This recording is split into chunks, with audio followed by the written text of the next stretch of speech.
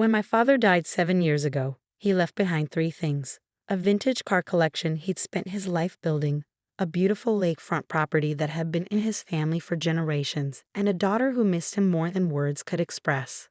That's me, Diana, and this is the story of how my own family tried to steal my inheritance right from under me.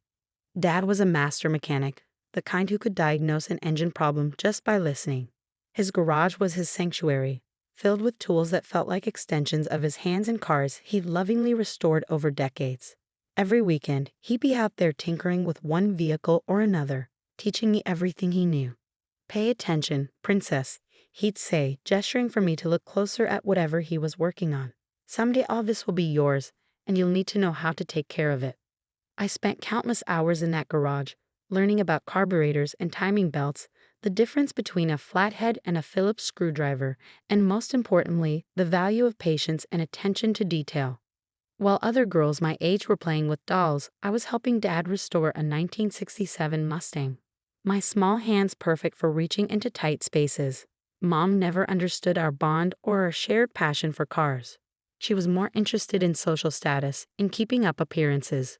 When Dad died of a sudden heart attack at 52, she waited exactly 11 months before marrying Stephen, her tennis instructor who was nearly 15 years her junior.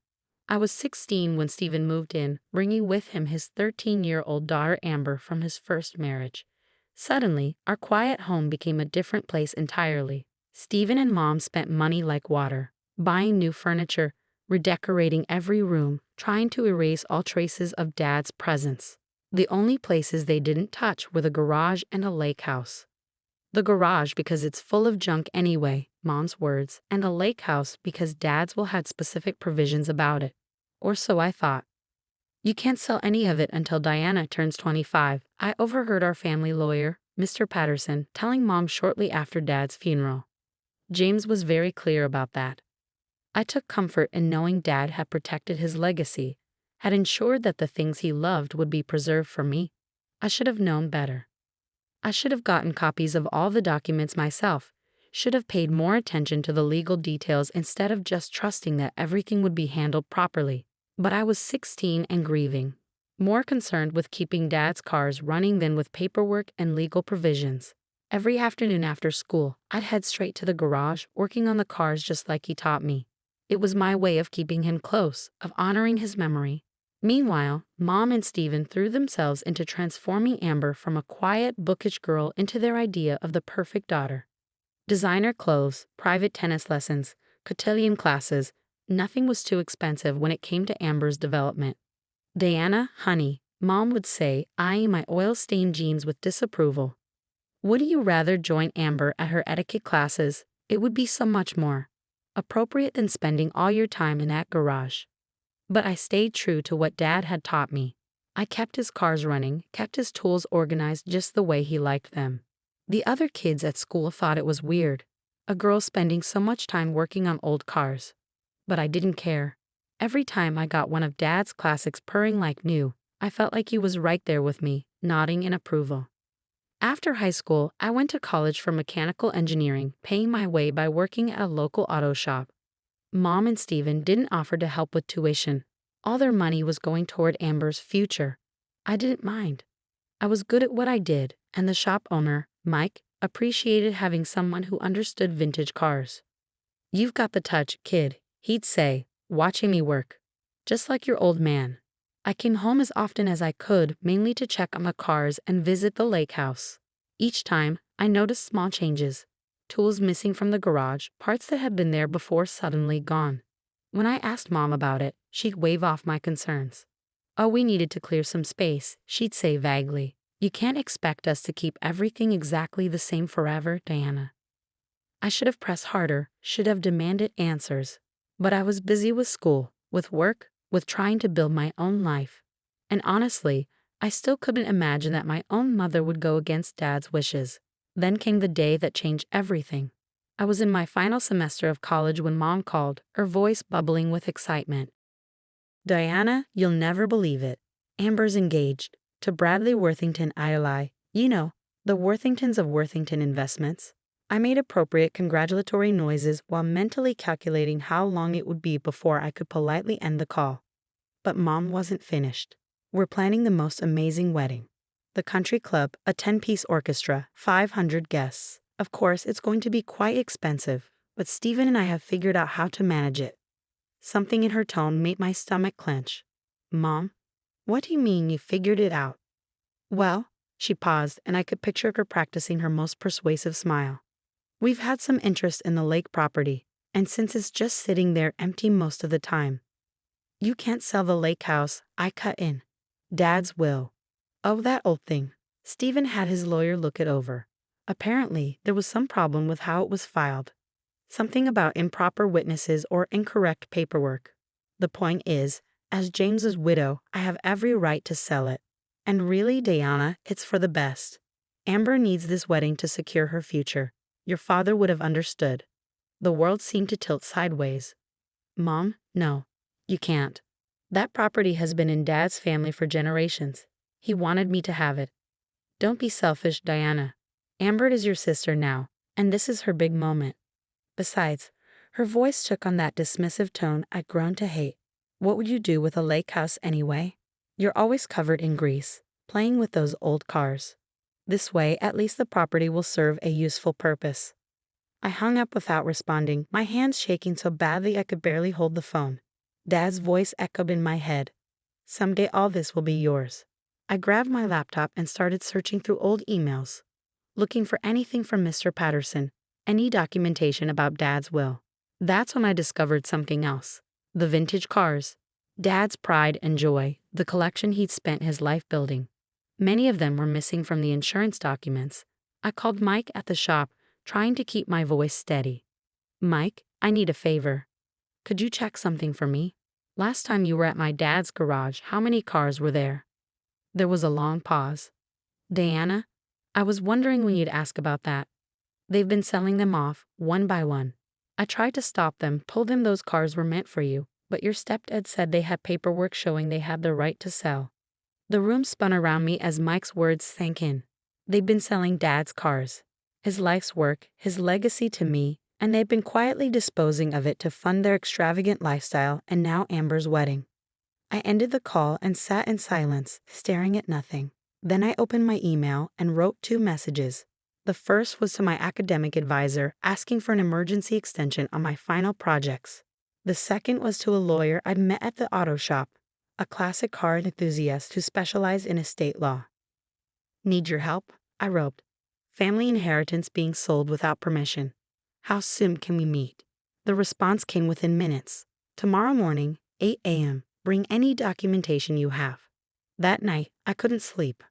I kept thinking about Dad in his garage, teaching me about timing belts and distributors, showing me how to diagnose engine problems by sound and feel. Pay attention, princess, he'd said. Someday all this will be yours. Well, Dad, I thought as I finally drifted off, I'm paying attention now, and I'm not letting them take what you meant for me to have. The law office of Marcus Bennett looked exactly like you'd expect. Leather chairs, dark wood paneling, and walls lined with legal texts. But there was something else too. Framed photos of classic cars, including a gorgeous 1965 Shelby Cobra that made my heart ache. It reminded me of the one Dad and I had been planning to restore together. That's my baby, Marcus said, following my gaze. Spent 3 years bringing her back to life. Your friend Mike tells me you know your way around engines? I nodded, still staring at the photo. My dad taught me everything I know, or at least he tried to before. I swallowed hard. Before they started selling off his collection. Marcus's friendly smile faded, replaced by a look of focused intensity. Tell me everything.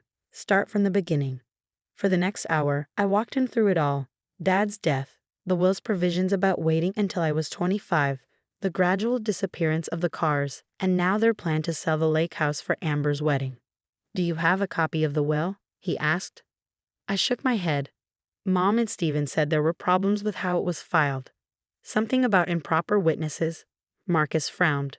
That's concerning. Who was your father's lawyer? Mr. Patterson. But when I tried calling his office yesterday, they said he retired 2 years ago, moved to Florida. George Patterson. Marcus sat up straighter. I know George. He's meticulous about documentation. If he handled your father's will, there's no way there were problems with how it was filed. Hope flickered in my chest. Can you find out for sure? I can do better than that. He reached for his phone. George and I play golf whenever he's in town. Let me give him a call. 20 minutes later, Marcus had answers that made my blood boil. George never retired to Florida, he said grimly. He's been working part-time at his son's firm across town. And he definitely never told your mother there were problems with the will. In fact, he's been trying to reach you for months. Your mother told his office you were studying abroad and couldn't be contacted. My hands clenched into fists. They lied. About everything. It gets worse, Marcus continued. George says your father set up a trust, not just a will. The cars, the lake house, even the tools in the garage. They're all held in trust for you. Your mother and stepfather have no legal right to sell any of it. But they have been selling it, I said, my voice shaking. The cars, the tools. How many laws have they broken? Several. Marcus was already typing on his computer, selling property held in trust without authorization. That's fraud. Using the proceeds for personal benefit? More fraud. Making false statements about the trust's existence? You get the picture. What can we do? First, we need documentation. Records of what's been sold, when to whom, for how much. Bank statements showing where the money went. Then we can file for an emergency injunction to stop the lake house sale and start proceedings to recover what's been taken. I thought about the missing cars, the empty spaces in Dad's garage. Can we get them back? Some maybe, others might be gone for good. But we can get financial compensation, possibly with punitive damages. He looked at me seriously. This won't be easy. They're family. Are you sure you want to pursue this? They stopped being family the moment they started stealing my inheritance, I said firmly. Dad trusted me to take care of his legacy. I won't let him down. The next few weeks were a blur of investigation and documentation. Marcus's team tracked down sales records for 11 of Dad's cars, worth over $800,000 combined. They found receipts for tools and equipment sold at various auctions. Most stunning of all, they discovered the money trail, deposits into Mom and Steven's personal accounts, transfers to wedding vendors, payments for Amber's new car and luxury apartment. Meanwhile, I took a leave of absence from my final semester, promising my professors I'd make up the work over the summer. This was more important. This was about justice. I moved back home, watching Mom and Steven's mounting panic as they realized they couldn't reach the lawyer who'd supposedly found problems with Dad's will, because he didn't exist. They'd forged documents, created a fake law firm's letterhead, all to convince me they had the right to sell my inheritance. Diana, sweetie, Mom cornered me in the kitchen one morning, her smile brittle. About the lake house. I know you're upset, but try to understand. Amber's wedding is so important. It's her chance at a perfect life. Like my life doesn't matter. I kept my voice neutral, recording every word on my phone. Like Dad's wishes don't matter. Your father would have wanted to help his stepdaughter, she insisted. He was generous that way. Really? I pulled out my phone, showing her a photo from my investigation. Is that why you sold his prized 1969 Chevelle to fund your spa weekend in Palm Springs? Because Dad was generous? The color drained from her face. How did you? I know everything, Mom. Every car you sold. Every lie you told. Every dollar you stole. She grabbed my arm, her fingers digging in. We did not steal anything. We are your parents. We have every right. You might want to let go of me, I said quietly. And you might want to talk to a lawyer, a real one this time. That evening, I heard them arguing behind closed doors. Amber's voice joined in, shrill and panicked. What do you mean the wedding might have to be canceled? The Worthingtons will never forgive us. Bradley's mother has already ordered custom ice sculptures. We'll figure something out, Stephen promised. Diana's just being difficult. She'll come around. I smiled grimly, thinking of the documents in Marcus's office. They had no idea what was coming. The next morning, I went to the garage early, wanting to spend time with what remained of Dad's collection. In the corner, under a dusty tarp, I found his favorite, a 1957 Chevy Bel Air we'd restored together during my high school years. They hadn't sold this one, probably because it needed work. The engine was in pieces, parts scattered across his old workbench. I ran my hand along the car's faded paint, remembering Dad's voice. Patience, princess. Sometimes you have to take things apart completely before you can put them back together the right way. He'd been talking about engines, but the lesson felt especially relevant now. I was taking apart the lies, the fraud, the betrayal, piece by piece. Soon, I'd have enough evidence to rebuild the truth.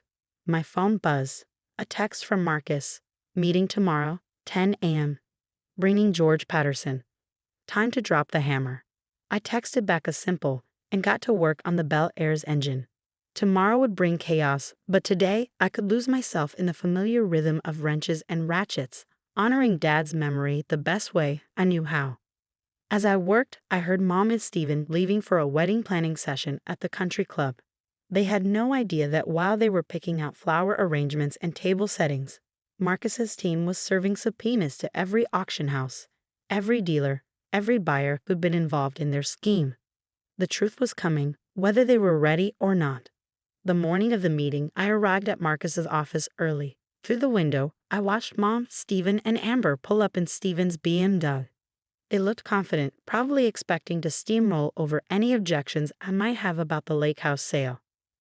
Mom was wearing her handling difficult situations outfit, a powder blue suit that made her look both authoritative and approachable. Stephen had on his tennis club blazer, a symbol of the status he so desperately craved. Amber was clutching a wedding planning binder thick enough to stop bullets. Marcus met them in the lobby while I waited in the conference room with George Patterson. The elderly lawyer looked nothing like the frail retiree my mother had described. His eyes were sharp, his grip firm as he shook my hand. "Your father was a good man," he said quietly. "He trusted your mother to honor his wishes. I'm sorry she didn't." Before I could respond, the door opened. Mom's confident smile faltered when she saw George. Stephen's face went slack with shock. Amber just looked confused. "Mr. Patterson?" Mom's voice was higher than usual. "What are you doing here?"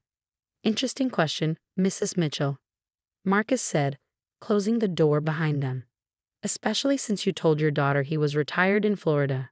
"There must be some misunderstanding," Stephen started, but Marcus cut him off. "Please sit down. We have a lot to discuss." They sat. I noticed Mom's hands trembling slightly as she smoothed her skirt. She knew. She knew exactly what was coming. Marcus opened a thick folder. "Let's start with the trust your late husband established for Deanna, the one you claimed didn't exist." "We never," Mom began, but George Patterson spoke over her.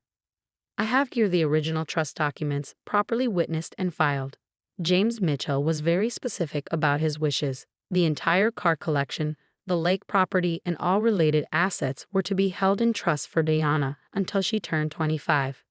He slid copies across the table. I watched as Mom and Stephen's faces grew paler with each page.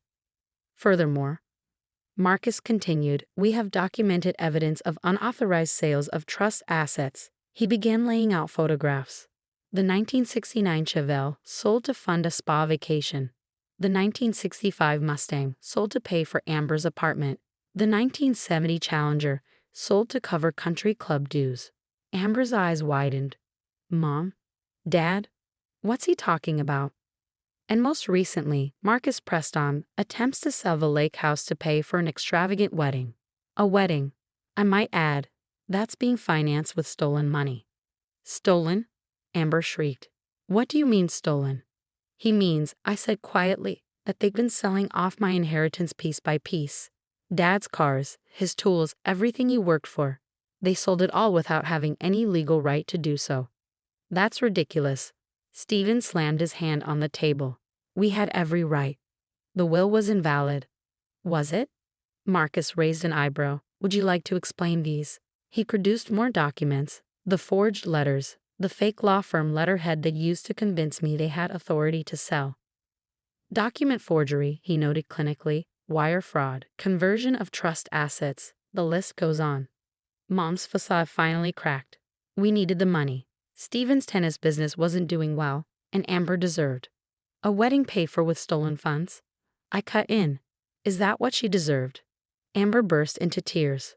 "The Worthingtons will never forgive us. Bradley's mother has already ordered the ice sculptures." "Yes, we know." I sighed. "Maybe you should have checked where the money was coming from before spending it." "Here's what's going to happen," Marcus said, his tone leaving no room for argument. "First, all sales of trust assets stop immediately. The lake house is off the market as of this morning. But Stephen started. Second, Marcus continued as if he hadn't spoken. You will provide a full accounting of every item sold, every dollar received, and every penny spent. Mr. Patterson and I will be auditing everything. You can't do this. Mom's voice rose desperately. We're family. Family? I stood up slowly. Was it family when you sold Dad's Chevelle, the car we restored together during my senior year? Was it family when you lied about Mr. Patterson retiring so you could steal my inheritance? Was it family when you tried to sell the lake house where Dad taught me to swim? Deanna, please. Mom reached for my hand. I pulled away. The really sad thing is, if you just asked, I might have helped with Amber's wedding. Not by selling Dad's legacy, but maybe we could have found another way. But you didn't ask. You just took. What about my wedding? Amber wailed. It's in 6 weeks. I suggest you start making cancellations, Marcus said firmly, unless you want to add receiving stolen property to the family's legal troubles. We can still fix this, Stephen tried, his voice wheedling. Deanna, be reasonable. Think about your mother, your sister. Stepsister, I corrected. And the time for being reasonable was before you started stealing from me. Marcus laid out more papers, court orders, injunctions, demands for repayment. You have 24 hours to sign these and begin cooperation. After that, we go to the police. The police? Mom went white. You'd send us to jail? You sent yourselves to jail, I said quietly. Every time you sold one of Dad's cars. Every time you lied about the trust. Every time you chose your new family over his wishes. They left the meeting in shambles. Mom crying, Stephen ashen-faced, Amber having a complete meltdown about her ruined wedding. I watched them go, feeling oddly empty. This was victory, but it didn't feel like one. The next few months were a whirlwind of legal proceedings. Marcus's team tracked down most of the cars, though some had been resold and were impossible to recover. The lake house was safe, its attempted sale nullified. Mom and Stephen had to remortgage their house to start repaying what they'd stolen. Amber's wedding was canceled, and with it her engagement. Apparently, Bradley Worthington IA's family had no interest in being associated with criminals. Their word, not mine. She moved back in with her mother, her dreams of social climbing shattered. Mr. Patterson helped me set up proper oversight of the trust, ensuring no one could ever steal from it again. When I finally walked through Dad's garage, now partially refilled with recovered cars, I felt his presence stronger than ever. The 1957 Bel Air still sat in a corner, waiting to be restored. I ran my hand along its fender, remembering all the hours Dad and I had spent working on it together. I did it, Dad, I whispered. I protected what you built. I wished it hadn't cost me my family. But then again, maybe they were never really my family to begin with. Family doesn't steal from you. Family doesn't lie to you. Family doesn't try to take what someone worked their whole life to build. 1 year later, I finally graduated from engineering school. The ceremony was small, just me, my professors, and a few friends from the auto shop. Mom sent a card. I returned it unopened. The lake house has become my weekend retreat, a place where I can work on cars in peace, surrounded by the memories of the person who taught me everything important about life. The value of hard work, the importance of integrity, and the courage to stand up for what's right. Sometimes late at night, I sit in Dad's old garage, surrounded by the cars we love together, and I know I made the right choice. Some things are worth more than money. Legacy, honor, truth. Mom and Stephen never understood that. Last week, I finished restoring the Bel Air. As I took it for its first drive, the engine purring exactly the way Dad taught me it should, I felt at peace. They may have taken some things from me, but they couldn't take what mattered most. The knowledge, the memories, the love of something real and honest and true. The legal battles aren't quite over. There are still assets to recover, money to be repaid. Mom occasionally tries to reach out, usually when she needs something. I let those calls go to voicemail. Some people say I was too harsh, that family deserves forgiveness. Maybe they're right. But as I sit in my father's restored garage, surrounded by the legacy he entrusted to me, I know that forgiveness has to be earned. It can't be stolen, like everything else they tried to take. Dad always said every car has a story. Mine is about betrayal and justice, about standing up for what's right even when it hurts. But mostly it's about honoring the person who taught me that some things are worth fighting for, no matter the cost. The trust comes into my full control next year when I turn 25. By then, the garage will be completely restored, every car back where it belongs. And maybe then, with time and distance, I'll be ready to think about forgiveness. But for now, I'm content to be my father's daughter, keeper of his legacy, protector of the dreams he built one car at a time. Some might call it just a collection of old cars and a lake house. But to me, it's everything my father was: honest, hardworking, true. And that's worth more than all the wedding ice sculptures in the world.